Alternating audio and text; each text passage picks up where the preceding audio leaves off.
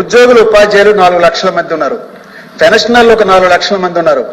Contract ఉద్యోగులు 1 లక్ష మంది ఉన్నారు. అవుట్ సోర్సింగ్ ఉద్యోగులు 2 లక్షల మంది ఉన్నారు.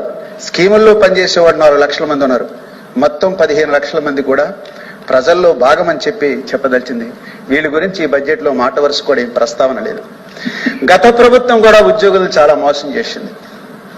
పిఆర్సీలు వెలే, సిపిఎస్ రద్దనేది చేయలే, సకాలంలో డిఐలు అమలు కాలే, సకాలంలో సార్ నేను మాట్లాడుతా సార్, మీరు ఏ రకమైన పిఆర్సీ ఇచ్చారో మాకు తెలుసు సార్, మా అందరికీ తెలుసు సార్. ఎన్ని నెలలు పిఆర్సీ బకాయిలు చెల్లించారో తెలుసు సార్. ఇంకా ఎంత అలలో అటు ఇటు స్పందన కాదని చెప్పేది. వాస్తవాలు మాట్లాడుకుంటే చాలా ఉన్నాయి. ఇప్పటికి కూడా 11 పిఆర్సీ పూర్తి కాలే, దాని బకాయిలు పూర్తి కాలే. రాబోయేటప్పుడు ఇప్పుడు చెల్లిస్తా ఉన్నారు. మీ కాలంలో చెల్లించాల్సింది రాబోయే ప్రభుత్వాలు చెల్లించమండి, వెనకడికి ఎప్పుడు చెల్లించమండి.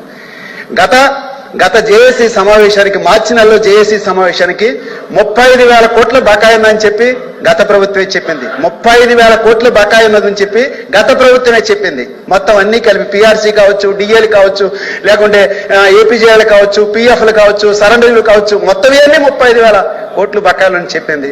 తర్వాత ఎన్నికల సందర్భంగా కొంత చెల్లించారు. ఈవేళ చూసుకుంటే ఇంకా 22,000 కోట్ల పైబడి ఈ బకాయిలు ఉన్నాయని చెప్పి ఈవేళ మేము చెప్తున్నటువంటి పరిస్థితి ఉంది. అలాగే ప్రస్తుతం 12వ పిఆర్సీ ఊసి కూడా ఈ బడ్జెట్లో లేకుండా ఉందని చెప్పి తెలియజేస్తూ ఉన్నాం. ఆ రకంగా చూసుకున్నట్లయితే ఈ ప్రభుత్వం కూడా ఈ 12 లక్షల మంది ఉద్యోగులకు సంబంధించి మాట వరుసకు ప్రస్తావించలేదు. అట్లాగే పోలీసుల సంబంధించి ఇందాక మా లక్ష్మణరావు చెప్పాడు, మూడు సరెండర్లు పెట్టుకుంటారు, వాళ్ళు చెల్లించట్లేదు. సంవత్సరం నుంచి ట్రాన్స్పోర్ట్ ఛార్జెస్ ఉన్నాయి, చెల్లించట్లేదని చెప్పి వాళ్ళు ఆందోళన చెందుతున్నటువంటి పరిస్థితి ఉందని చెప్పి మీ ద్వారా తెలియజేస్తుంది. గత ప్రభుత్వం సిపిఎస్ని జీపీఎస్గా మార్చింది.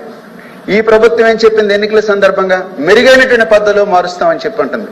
అంటే ఓపీఎస్లోకి వస్తారా, సిపిఎస్ జీపీఎస్ కాకుండా ఇంకోటి వస్తారా? అలా మీరు ఏం చేయదలిచింది? మొత్తం ఈ ఉద్యోగులందరికీ అనేది కూడా ఈ బడ్జెట్లో మాట వరుస కూడా ప్రస్తావన లేదని చెప్పదలిచింది.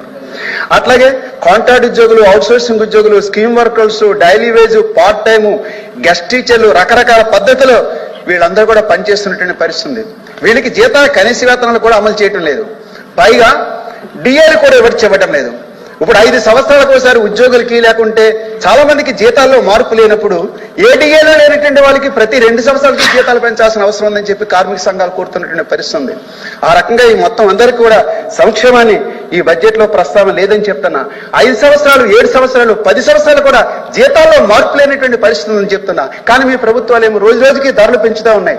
ధరలు పెంచి వేతనాలు పెరగకపోతే వాళ్ళ జీతాలు తగ్గినట్లుగా చూడాలి. పెరగడం కాదు, యథాతథంగా ఉండడం కాదు, తగ్గినట్లుగా చూడాల్సినటువంటి అవసరం ఉందని చెప్పి కూడా అర్థం చేసుకోవాలని చెప్పి నేను చెప్తా ఉన్నాను. పీడీఎఫ్ ఎమ్మెల్సీ అభ్యర్థులు మొదటి ప్రాధాన్యత ఓటు వేసి గెలిపించుకుందాం.